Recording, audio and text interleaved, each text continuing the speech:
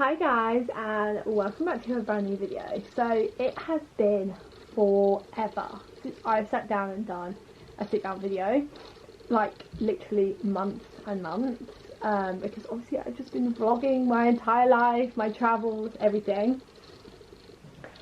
But I thought it would be a good idea to maybe do like a little Southeast Asia travel tips, advice video.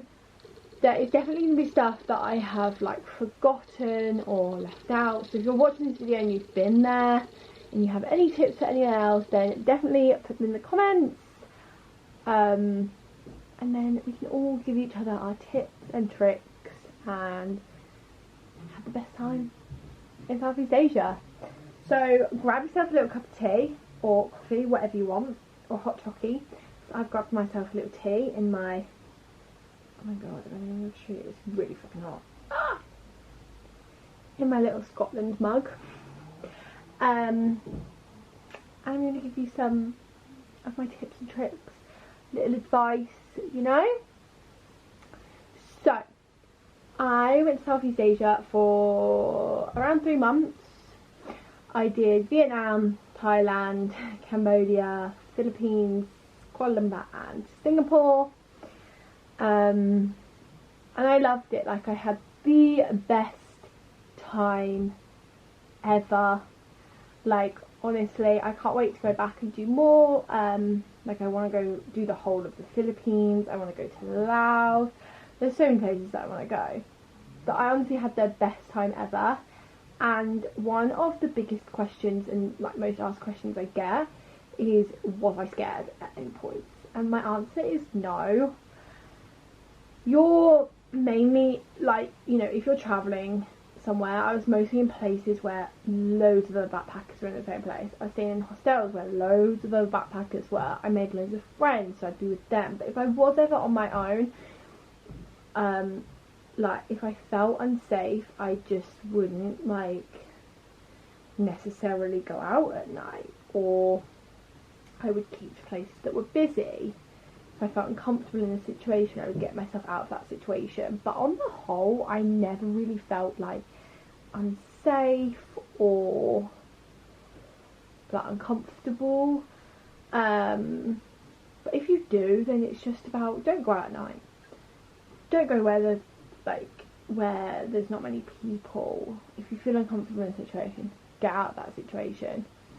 Make friends so that you can do stuff with them. Like, a really good way of making friends is obviously, like, if you stay in a hostel, go into their like events, or like sit in like the common areas, or on a hostel where they have like, you can join group chats from your like hostel or like wherever you're staying. Join them, see if anyone wants to go out for dinner or do an activity or anything like that, because I just think that's such a good way of like making friends and keeping yourself safe and feeling comfortable.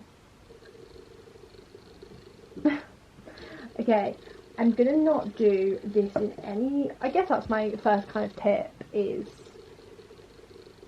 go to the events in your hostel. Even if you don't drink, you don't have to drink, like, even if it says like a night out, like, just go. You don't have to drink necessarily, but it's just a good way to meet people. Sometimes they do like free day trips, go to them if you want to do them, or just any day trip. That's a good way to do it, because then you're in like a group and exploring something. Obviously if it's something that interests you. Sit in the common rooms, join the chats on the app. Good way to make friends. Yeah, like I said, I'm not going to do these in any particular order. I'm just going to go through my little list that I made. Okay, so my first one would be download Grab and Bolt. Bolt is not everywhere. Grab is more widely used, but sometimes Bolt can be cheaper. But definitely download Grab. You will honestly probably use it all of the time. Like, it's so cheap in Southeast Asia. I would get like a Grab from the airport to my hostel. I would, if I needed to be, you know, at one place. If I was like, you know, far between to locations, I would get like a Grab bike. It's basically Uber, but Southeast Asia version. And it was so cheap, it was so useful to have, and I used it honestly most days while I was there, because it is really, really cheap, and it is just a good way of getting around, because sometimes the public transport was great, but in some cases, like, the buses wouldn't turn up, or it was confusing what one you were going to get, and I was like, you know what, Grab is so cheap, just get that. So honestly, Grab will be your life saver.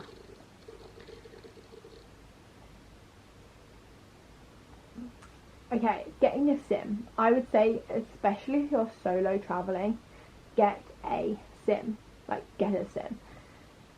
You'll find it so useful, and that's another way to keep yourself safe, is just having a sim, so that you can always access, like, the internet, you can always access maps to, like, direct you to places.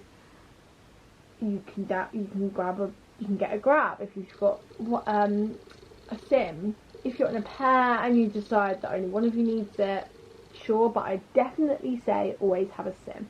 So you can get either an eSIM online.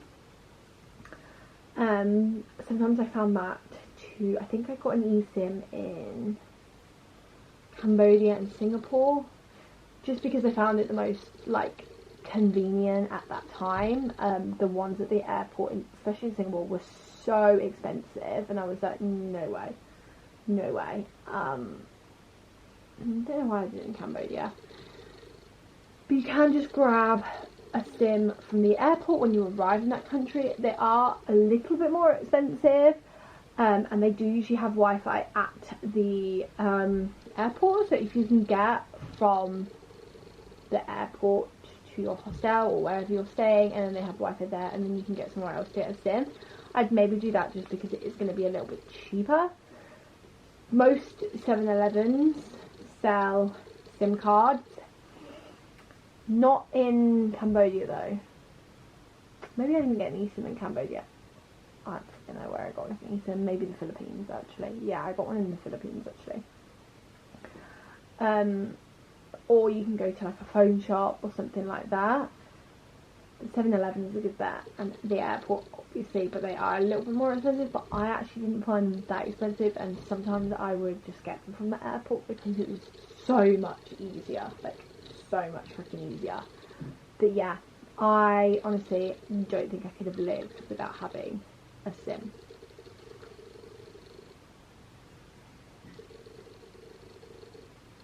Another like website that you will use a lot is ℍ𝕖𝕝𝕝𝕤. Oh my god, I booked so much of my travel through this. You put in one destination, you can put in where you are to your other destination, and it will show you how, like, all the transport to get there. And like some of my transport, like from Krabi to ℍ𝕖, I needed to get a bus, and then I needed to get an overnight ferry. And did I put that on ℍ𝕖𝕝𝕝𝕤? No, I actually didn't put that on ℍ𝕖𝕝𝕝𝕤, but it is the same idea, that you would just book that trip and it would include everything. Like, it would include the bus and the ferry.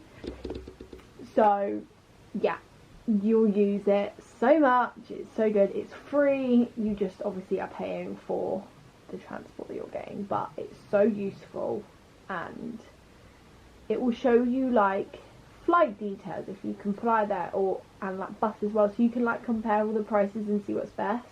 It also shows you like an estimate for a private taxi there, so it is top notch. Okay, this might be my biggest tip.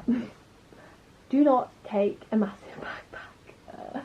My backpack is 80 litres, I think, and it was 22 kg. Now, bear in mind, I had come from Australia for a year, so I did have my entire life in there, but it was so difficult to lug around. Also, it's so hot in Asia that I would sweat so much, and I would have to like get people to help me put it on my back, and everyone else is just swinging it around.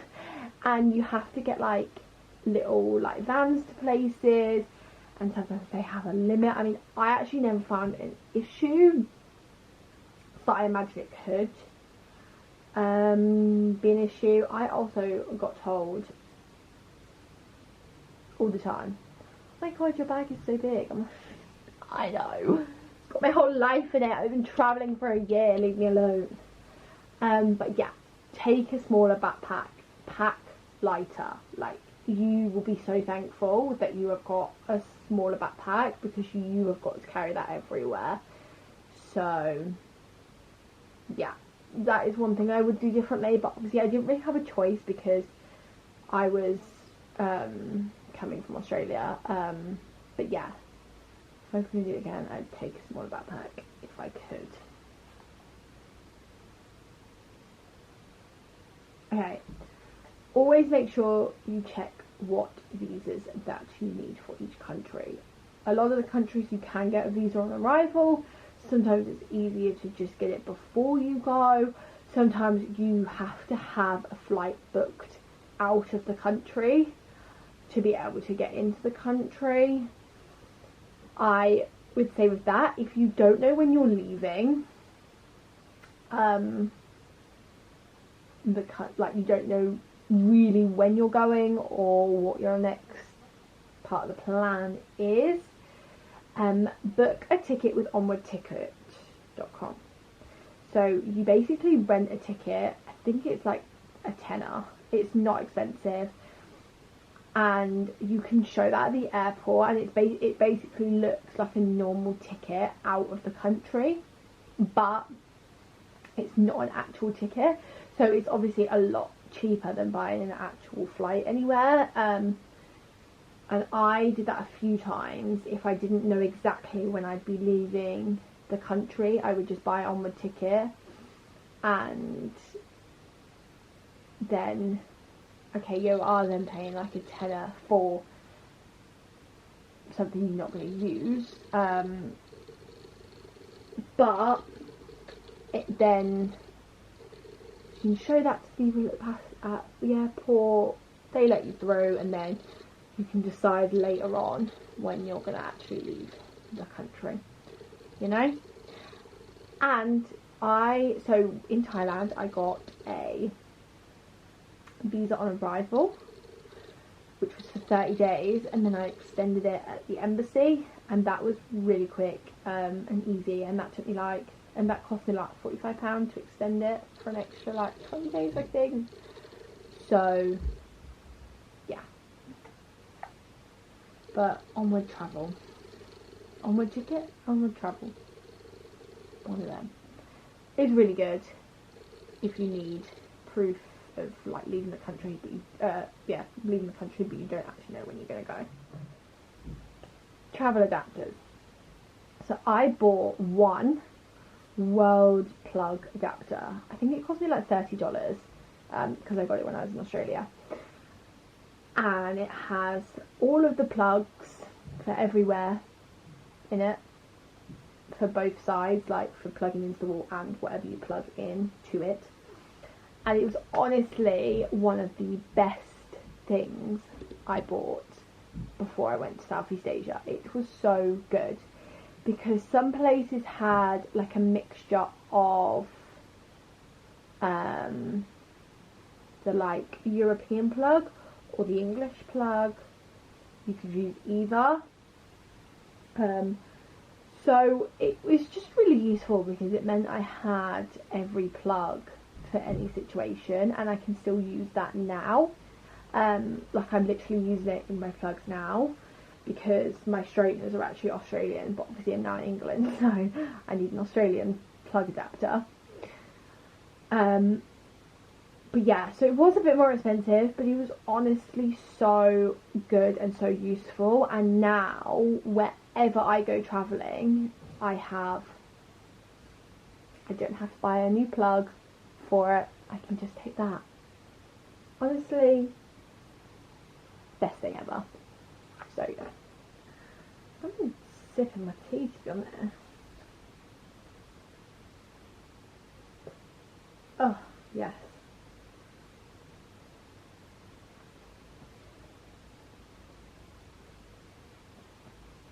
Yum. Okay.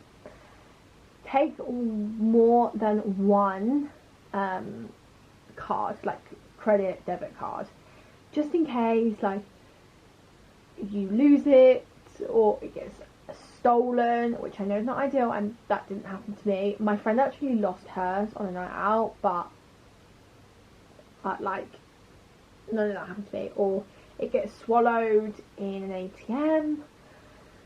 Take more than one so that you are safe and so you have like a backup. So I took my Monzo, which is the one that I use the most because obviously that's a travel card. But then I also had like my English bank account card with me, and I have my Australian bank account card with me, which obviously them two would be harder to like access, but at least I had them as a backup, because I remember I met this couple, and I think it was the boy and his card got swallowed. Luckily they were in a couple, so they could just use her card, but if you are singular, so even if you're in a couple, make sure you've got multiple cards, so that you can get money out, because a lot of places in Southeast Asia you need money for, like actual physical cash. They don't really take a lot of cards, so you're constantly like taking money out and stuff, so just bear that in mind.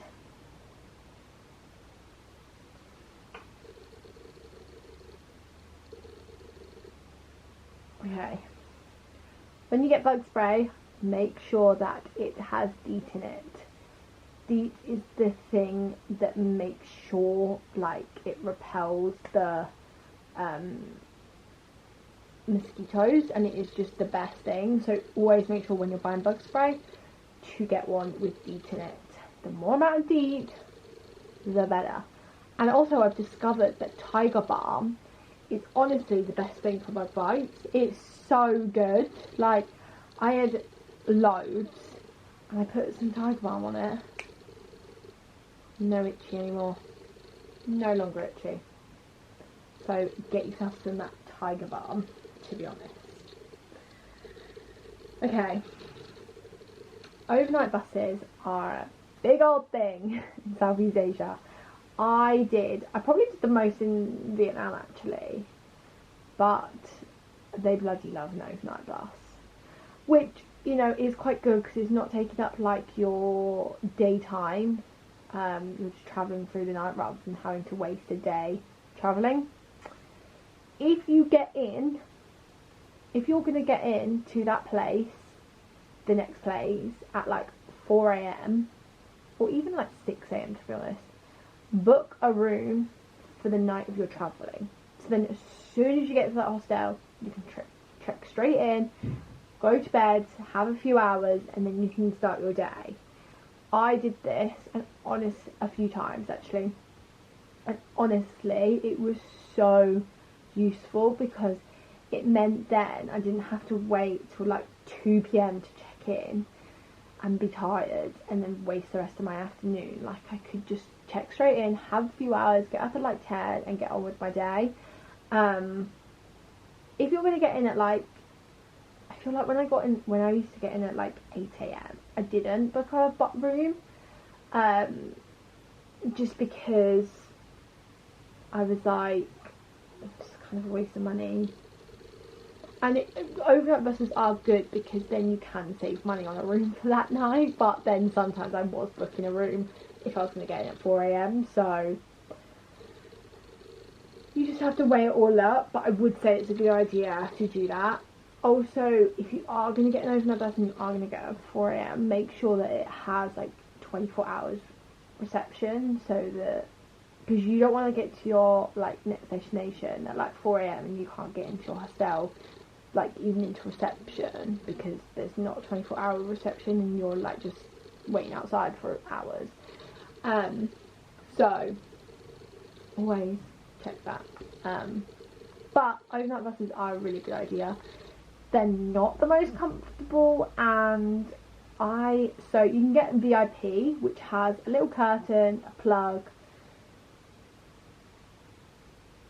that's kind of it, and is meant to be a little bit more luxury. Or you can just get the normal one that doesn't have a plug or curtain on like the seatbed things. They're about a £5 in difference. I don't think that the VIP one is that much better, to be honest. Like, it is good to have a plug, but if you have a portable charger that's really good, I honestly don't think that the VIPs are that much better. That's just my personal opinion. TBH.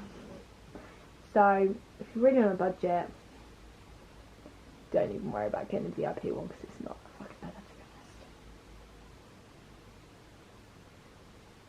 be honest. Okay, back on the whole trying to save money and that. Night markets. Oh my god, I went to so many night markets. I mean, don't get me wrong, by the end of it I was like, I'm a bit sick of going to night markets and to temples.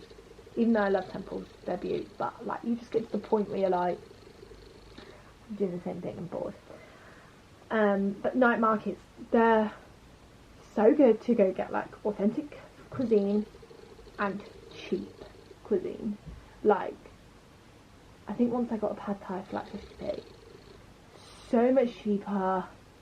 The food is generally really tasty. I don't think I really had a bad meal from night markets. And it's just a good way to like save money, have some good food. Also, the atmosphere is usually quite nice. And I can guarantee you, most places you go will have a night market. So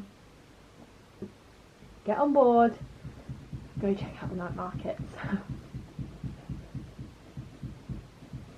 Do you hear that banging? What is going on in this house?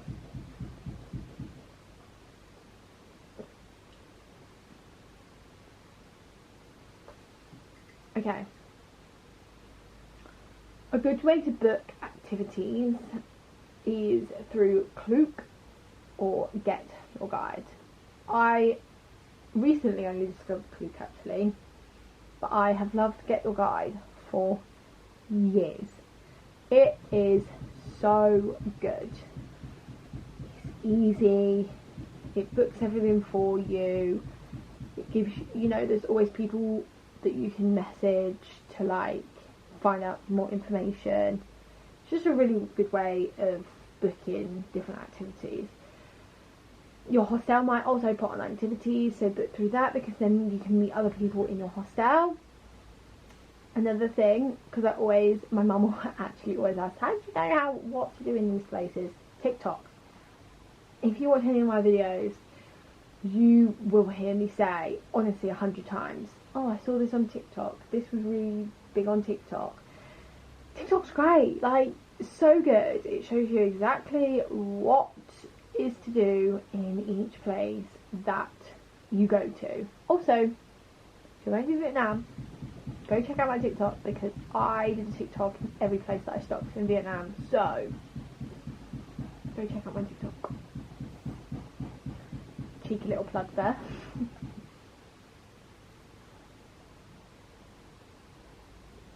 Oh, I kind of already briefly mentioned this, but make sure you do have a really good portable charger. I had a really shit one, and honestly,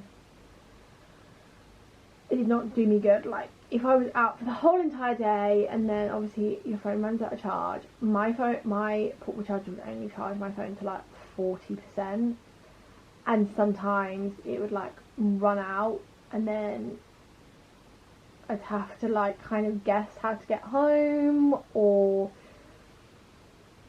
like I'd be on an overnight bus and I'd have to like stop listening to my music and just turn it, like just stop using my phone, so that when I got to my destination I had battery. So get a really good portable charger. I have got a better one now, thank God. And I did actually have one, but it broke when I was on the phone in Australia, so whatever. But yeah, make sure you have a really good portable charger and multiple cords. The amount of times my cords broke is a fucking joke. I am really bad at breaking cords, like I actually break them all the time. Cords, phone lead chargers, you know what I mean. The amount of times I broke was ridiculous. Obviously they are really cheap out there, but just bring a few. I would also recommend having a 2-meter one, because if, say, the plug is not next to your bed and it's a little far, then you have a long lead to be able to stretch it. Top tip. Okay, my last kind of advice, tip, whatever you want to call it, I have probably forgotten loads, is bring AirPods and cord headphones. Now I say this, if you are on a long bus journey, AirPods are not going to last that entire time. Sometimes I'd just be sat there in silence, like. But if I had cord headphones, I could just plug them in and be away. Do you know what I mean? So I would say that if you have Beats or like AirPods or anything like that, also bring plug-in headphones as well for like long journeys.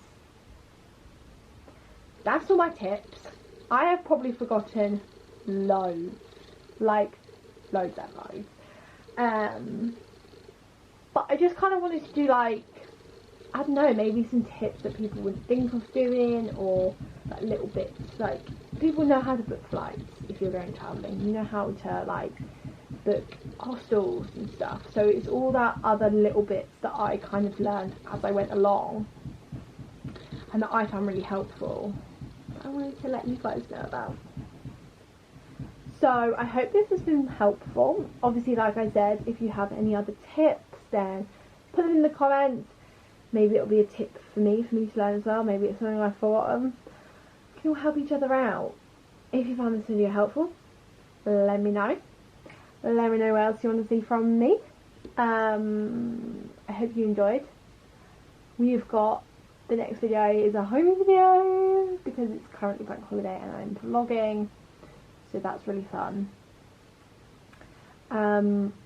Yeah, I hope you found it helpful. Please subscribe for more travel content coming. I love you guys a lot, and I'll see you in my next video.